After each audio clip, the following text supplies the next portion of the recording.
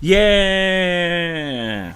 Hello everyone. Thank you for joining me on another dumb video that I'm gonna do. It's kind of a pointless, stupid thing. Yeah. Basically, I just learned about this, Kickstarter anime. They're thinking about getting I think they want an episode or something like that. I don't know. Yeah. Oh, one 24-minute episode. They want to have enough money to make an episode, which will probably get them more episodes and blah blah blah. But um, it's I just got this thing about Under the Dog, and it needs about $580,000, and so I'm always about checking up. I like Kickstarters. I've been told I should probably actually make it do something with my channel about Kickstarters, talk about Kickstarters. But I just can't be asked sometimes because you have to basically dive through 300 projects to find 10 good ones. All right, but with that aside, as a backer of my number 9, they email me crap all the time, giving me heads up and stuff. So I've never even heard of this, which is kind of weird. I should have known about this. A lot of people who are on the team for this are guys I kind of like, but. After watching the trailer and but whatever. After watching the video and reading some about it, I've got some reservations about the project, so I want to talk about that. So basically, this is gonna be another let's discuss, except for I'm not gonna be that long-winded, and I'm gonna actually be pointing stuff out and whatever. But whatever, same difference. But I believe that there are some problems to it. Mostly dealing with who is the people behind the project, really. Alright, so if we meet our schedules, this is actually kind of cool. I do want to back it, but I don't know if I will. Who knows? I got 8 days to figure it out before it goes away. Yeah. Oh, by the way, if you're willing to be interested into it and you're thinking about it, both the next manga review coming out is Akira. I've already got it read, so all I gotta do is write and do all that stuff. So it might be a while, might be a little bit. And Fritz didn't get back because someone sabotaged it. Yay. So, with all that fun jazz going on, let's get into this. So basically the idea is, it's basically a real strong homage to a bunch of anime series like Ghost in the Shell and stuff like that. So, you already if you watch the video, you can feel it. You really can feel it. It feels just like Ghost in the Shell, really.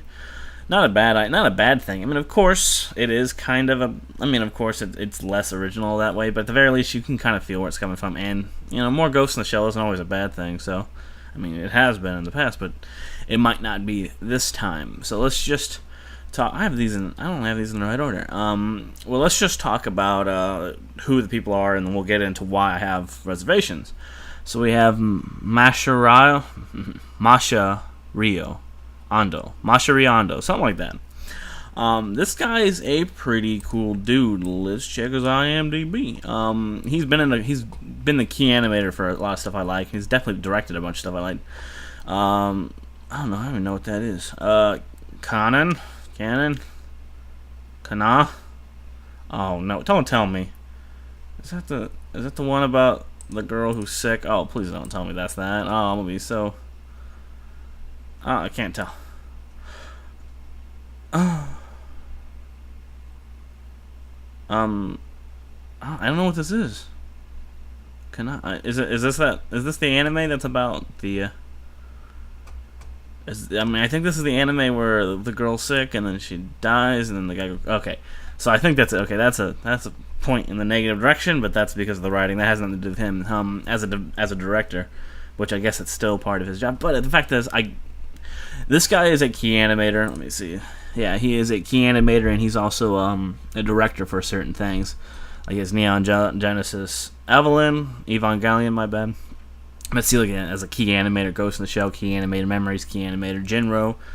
Great movie, need to check that out. Key animator, which is great because all of these movies, storyboarding Wolf's Rain, Ghost in the Shell, Full Metal Alchemist, he was a director for that. Like a lot of these things are really, really, really good. I think that is it. Man, that's a disappointing. But like I said, that's the art direction for that is actually pretty good.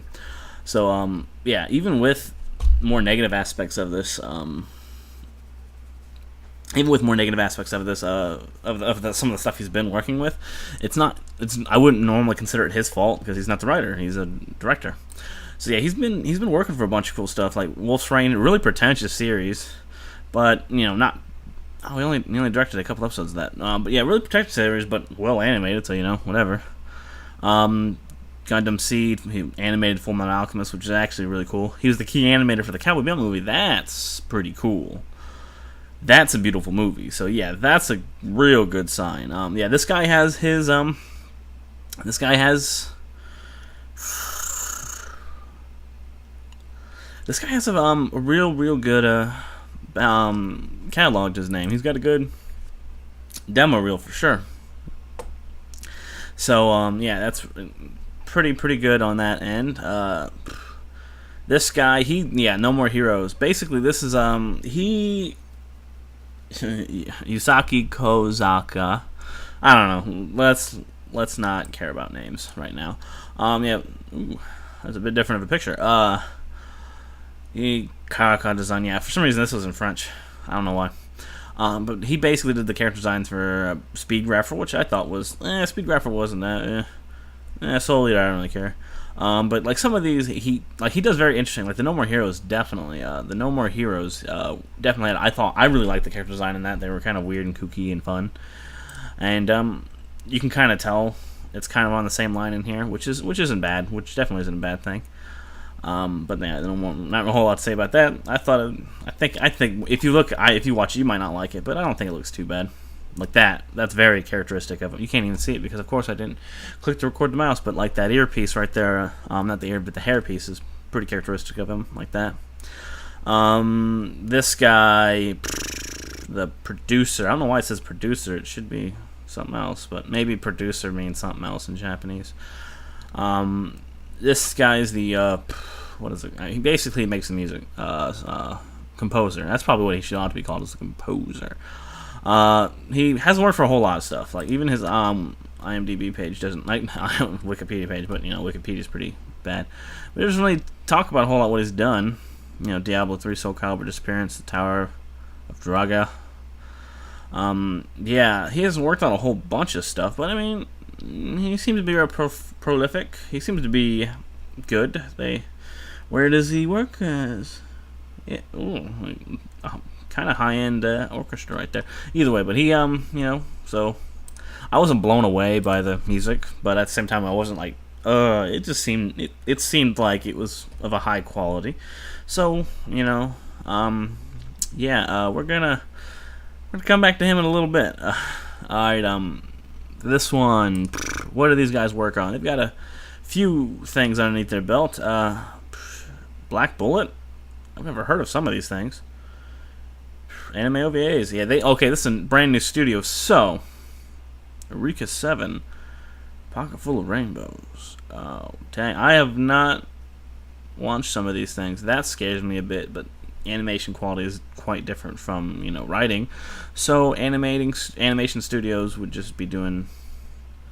Hopefully, sometimes they write. I don't know. Sometimes. Okay, maybe. Just maybe that's a good... Maybe that's a bad thing. See, I haven't been worked. Founded by X. See, that's the problem is here. I think it's because some of the high-end staffs were on old studios that made good quality anime, and that's why they talked about it and not some of this. Mighty Number 9. But I think here, I think the Eureka 7, 2000. I think this is. Yeah, I think that was but it's just more about people dying. That was been. Oh man. Yeah, I'm not seeing anything too good about this. Yeah, the animation studio scares me a bit. Eureka 7 looks good, but I haven't watched any of those, and it's pretty new, so that's generally not a good thing. A good sign. Have a new studio working on stuff that isn't very well known. Orange Co. That is. I couldn't find anything about Orange Co. But that's because there's a million things with the name Orange Co. Okay. Macross Frontier, maybe. The CG on that is a bit on the maybe. Last Exile. I have that, right over here. If it's not right over here, it's somewhere else. Oh, True Tears, right there. Oh, that's another thing that, this guy... That's another thing that guy That guy right there made True Tears. I haven't watched it yet, but it's because I'm dumb. I buy stuff and I don't watch it. But Last Exile, I have that. I watched some of that. I haven't watched all of it, so I don't know. But the CG isn't very good. Like, it's... Yeah, right here, The Last Exile. Yeah, the CG is not very good. Like, in the back of it, the back of this art kind of lies to you, because it makes it looks way different. And when it's basically just traditional and CG kind of forced together and it doesn't work very well. So that's not a good sign. Tiger and Bunny, maybe, I don't know. Devil Survivor, Macross Frontier, Code Geass. Oh man, Code Geass is probably the best on that. I wouldn't say it's that well of an animated series. I mean, with mixing the CG and traditional animation, so the CG on that's a bit iffy. Macross Frontier a bit better. Last Exile not very good. So that's a bit iffy. So basically we have a brand new animation studio, which could potentially not be a good thing, but apparently they've got high-end people on it, so maybe. Orange Co.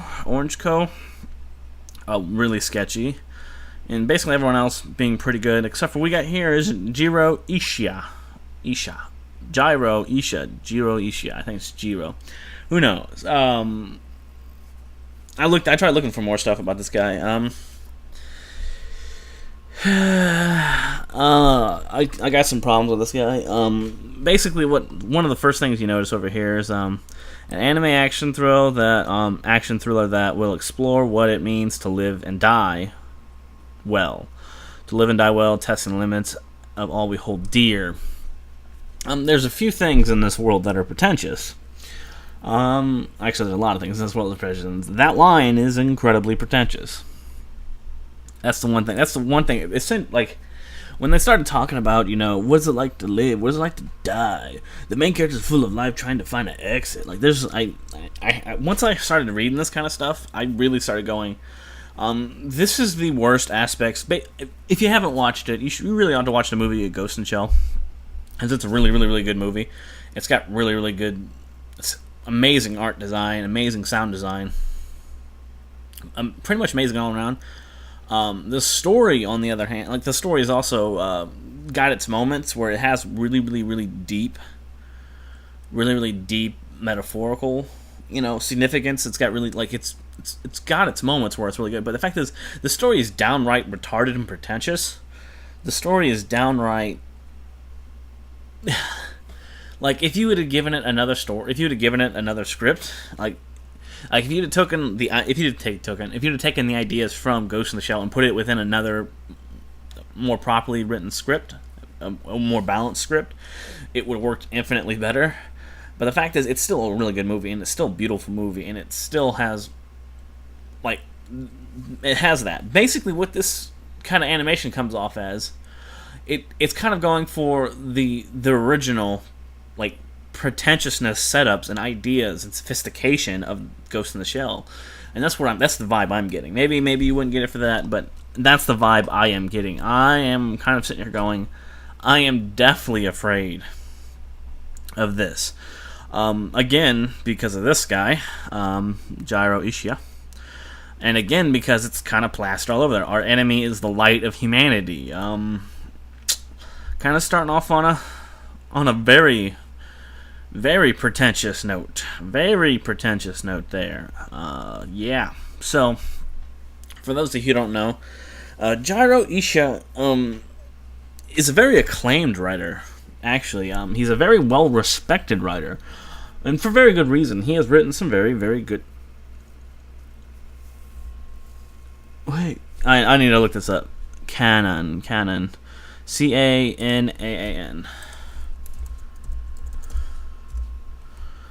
Canon. Oh, never mind. Alright. Okay, that's not. Okay, I think that's actually pretty well animated. So that's a good sign. Whatever. That's not what I was thinking of. Yay. Alright, well, so apparently he wrote a bunch of visual novel. Okay. Basically, this guy has written a lot of visual novels, and a lot of them are incredibly well respected.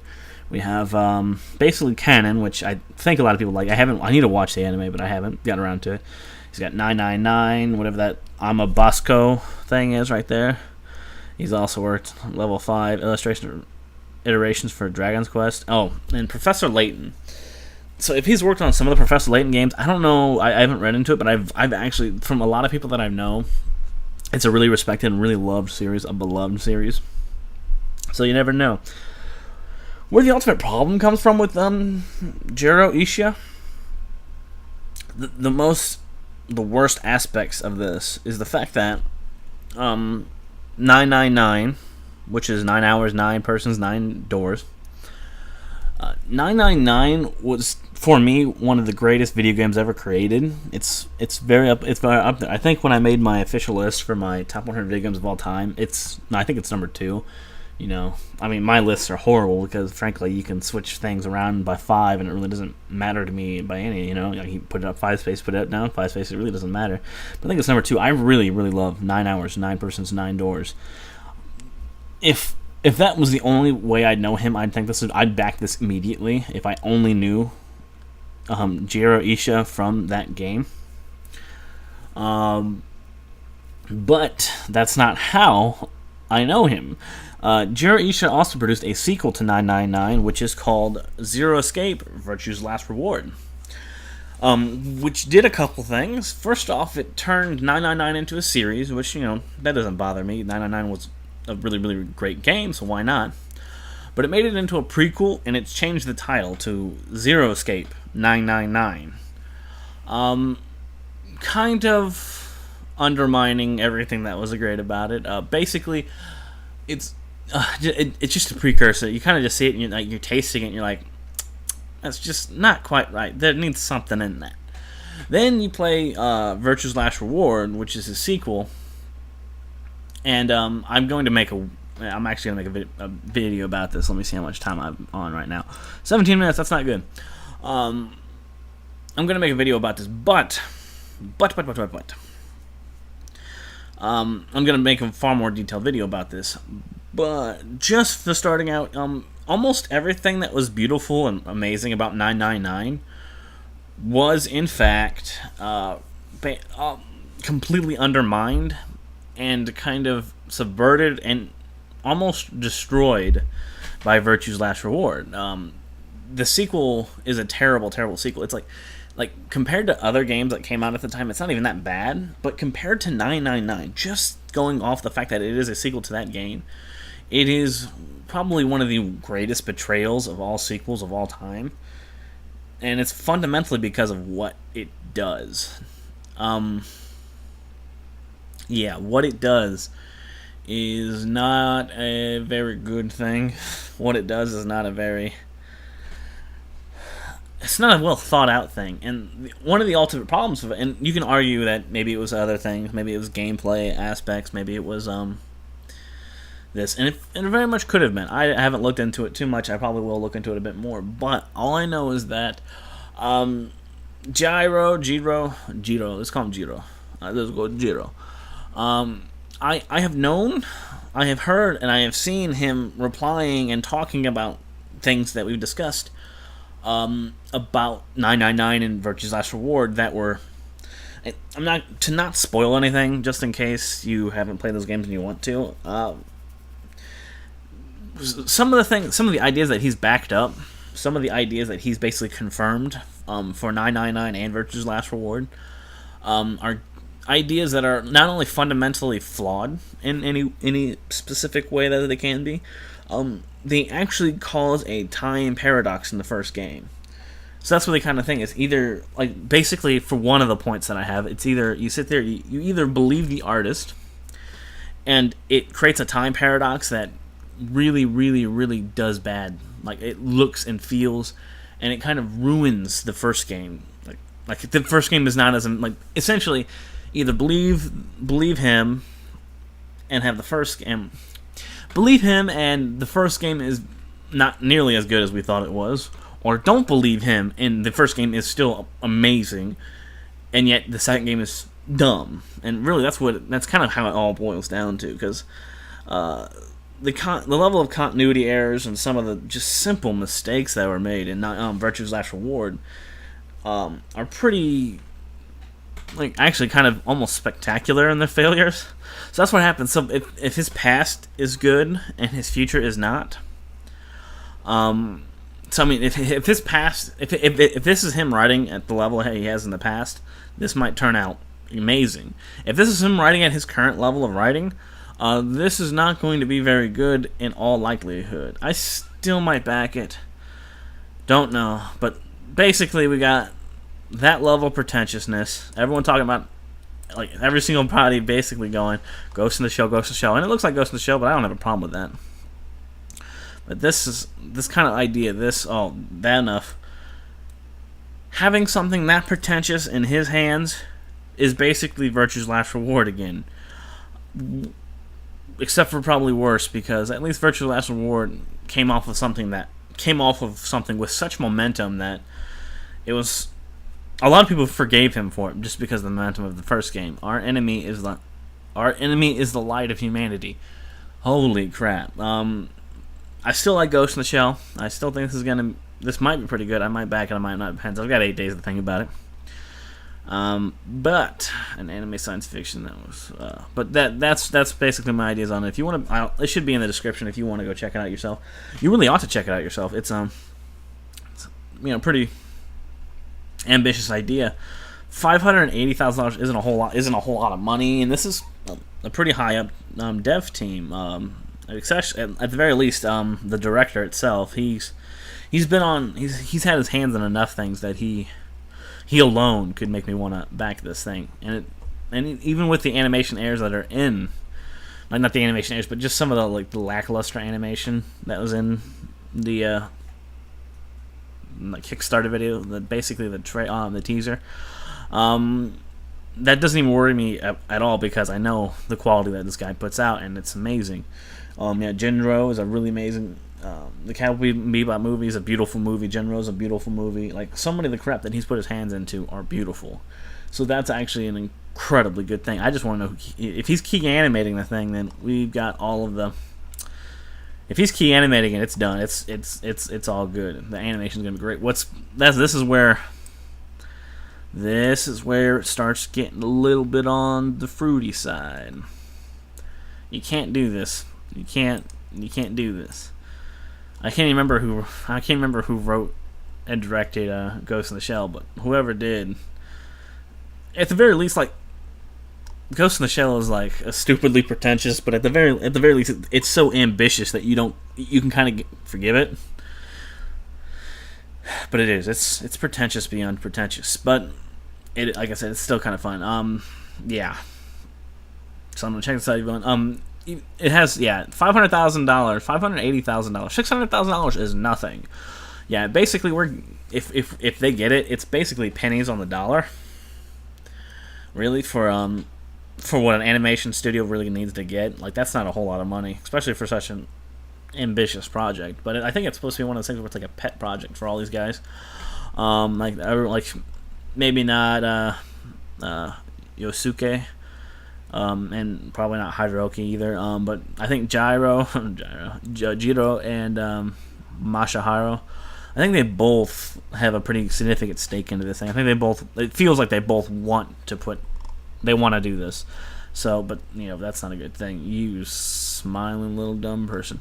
Yeah, $600,000 isn't a whole lot. And don't worry. You probably shouldn't be worrying about that $313,000 either. Yeah, it's kind of low for how much they need because it's essentially halfway there.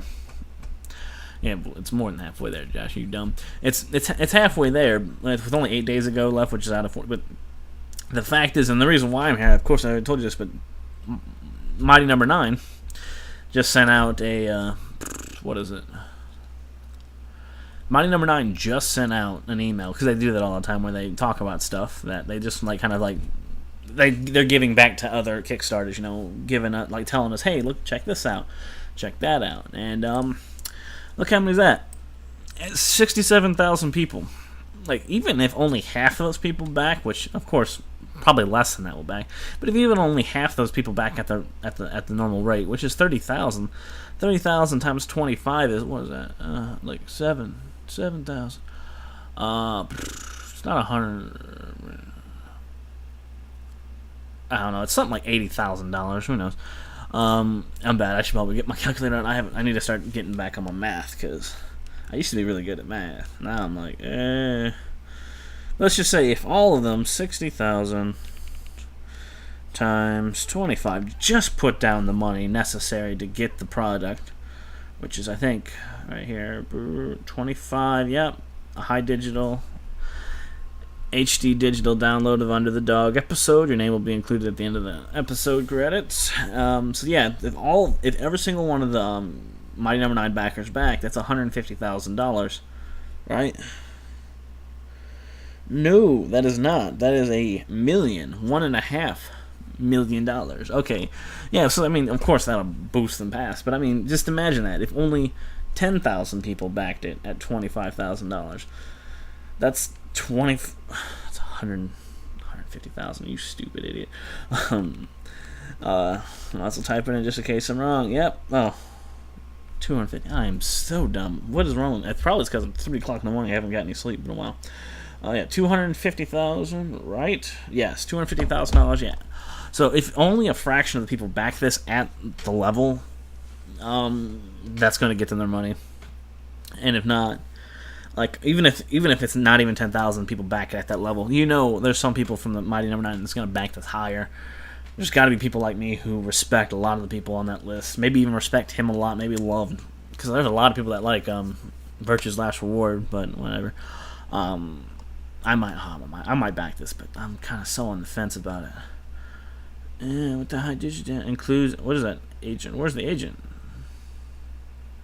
Oh, I get the trailer. Yeah, get the trailer. Get the trailer. Yeah. So and then, even then, you have 60. You have potentially 65,000 people.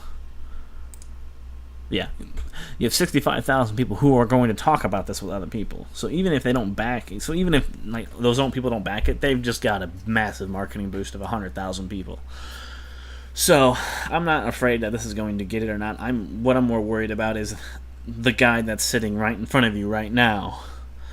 Oh, that scares me a bit. But whatever, Maybe it will be good, maybe it won't be good, maybe he'll be forced into things, I don't know. Maybe it'll be just like Ghost in the Shell, and I could appreciate for some of the things it's trying to say, but also despise it for the way it said it, which, yeah. But, hope this video kind of helps you. Hope this video kind of shows you what kind of mental process you should have when you go into backing Kickstarters and kind of checking out and making sure that, like, especially stuff like this that's like ambitious projects, like Mighty Number 9. Like no one even thought to look into that. Of course, I didn't have to either. It's like, hey, you paid $20, and you're like, hey, what was that? Yeah, I paid $20 to get a copy of it. So it's like, I'm out $20, but it's just like, ooh, wait, holy crap, online battle race mode. I want online battle race mode. I'm gonna get it for the PlayStation 4 right there. We'll get it for the Wii U. Alright, well, that's about it. Thank you for joining me. Link should be in the description if I'm not dumb. Creative Intelligent Arts. Holy crap, that's not, I don't like the name of that. Thank you, Internet. Okay, well, see you guys soon. Hopefully the review's done in only a little bit. Yeah.